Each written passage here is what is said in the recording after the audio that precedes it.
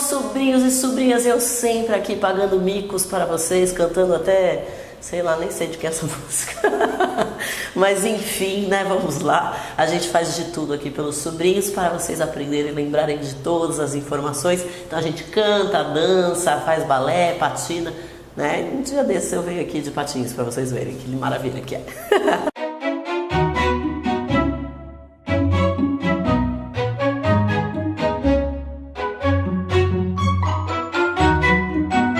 Hoje a gente vai falar um pouquinho de contáveis e não contáveis, que loucura que é essa, que maluquice, né? E é esquisito pra gente porque a gente não tem esse conceito de contável e não contável. Em português então é uma coisa um pouco esquisita, né? Então os substantivos contáveis e não contáveis, a diferença é que um você conta e o outro você não conta. Por exemplo, bananas. Você pode contar bananas? Sim, uma banana, duas bananas, três bananas. Caneta, por exemplo, você pode contar caneta? Sim, eu posso contar uma caneta, duas canetas, três canetas. Ok, então são substantivos contáveis. E os substantivos incontáveis, em geral, são todos aqueles que são em pó, em grãos ou os líquidos, né? Então, por exemplo, um pouquinho de café. Eu pego um pouquinho de café aqui da minha xicrinha do YouTube Edu, porque eu sou uma educator do YouTube. Toda poderosa! E aí eu pego um pouquinho de café e pingo aqui na minha mão. Quanto café tem aqui? Eu não tenho como saber se eu não tiver uma unidade de medida. Eu preciso ter uma unidade de medida. Então, por exemplo, uma xícara de café, eu conto, mas aí eu estou contando a xícara, não estou contando o líquido. Então, tudo isso que você pegar um pouquinho e você não conseguir mensurar sem ter uma unidade de medida é considerado não contável, tá? Então assim, até aí fica um pouquinho mais fácil de entender. Porém tem algumas coisas que eu tenho que ensinar até para vocês, mas que não fazem muito sentido e os alunos ficam com muita dúvida. Por exemplo, quando eu falo para os alunos que dinheiro não é contável, eles falam assim: essa menina é louca. Não é contável. Na verdade, a palavra dinheiro não é contável. Porque você não fala assim, eu tenho 10 dinheiros no meu bolso, eu tenho 100 dinheiros para gastar hoje. Você não vai falar assim, você vai falar, eu tenho 100 reais, eu tenho 100 dólares. Então você conta a moeda corrente, mas você não conta a palavra dinheiro. Então money é incontável, dollars, real, pounds, esses sim são contáveis, ok?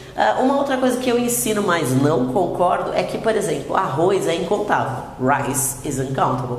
Mas beans, por outro lado, que é feijão, é contável. Então, assim, não faz muito sentido, mas a gente aceita que é melhor pra gente não ficar pirando muito na batatinha. Uma outra coisa que eu também ensino, mas que também não concordo, é que pão para eles não é contável. Então, a palavra bread é incontável. Eles contam os tipos de pães. Então, por exemplo, lá não tem média, né? A nossa média aqui em Santos é média, pão francês, tá? Então lá não tem.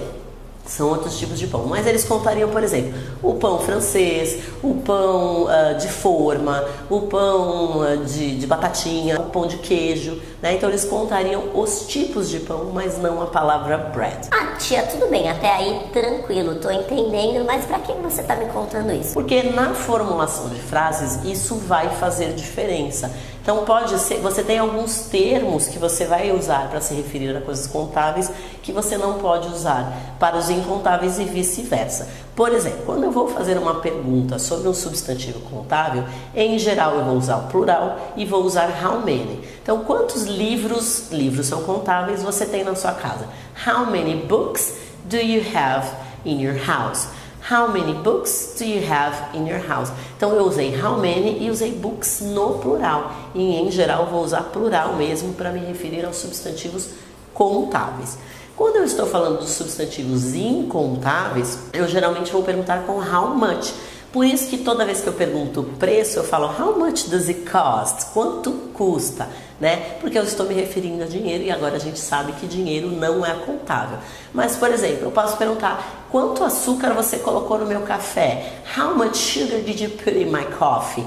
How much? Porque eu não tenho como medir. E aí a pessoa pode até responder, coloquei 3 colheres, mas aí ela está contando a palavra colheres. Então isso vai fazer diferença na hora de você falar. Ah, tia, mas eu já vi pessoas falando, por exemplo, breads. Eu já vi pessoas falando foods, por exemplo, que é uma palavra incontável. Sim, eu também já vi pessoas falando é nóis em português. Isso não significa que a frase está correta. Pode ser que as pessoas façam mau uso disso, coloquem plural em substantivos incontáveis, mas isso não significa que está gramaticalmente correto, tá? Então isso é para você saber. Então um outro lugar onde ela vai influenciar é que tudo aquilo que você conta, você pode usar o artigo a na frente, ou an, né? Então, I have a book, I have a sister, oh, this is a beautiful day. Então esse é um dia bonito, então eu uso, posso usar o a nessa frase. Tá? Agora, se for uma coisa não contável, eu já não vou poder usar. E, por exemplo, eu vou falar assim, você tem muito talento. You have such talent. E eu não vou falar you have such a talent, porque talento não é contável e a gente não poderia usar a palavra a antes dele. Ok? Eu espero de verdade ter te ajudado com esse vídeo. Se eu te ajudei, tá na hora de você me dar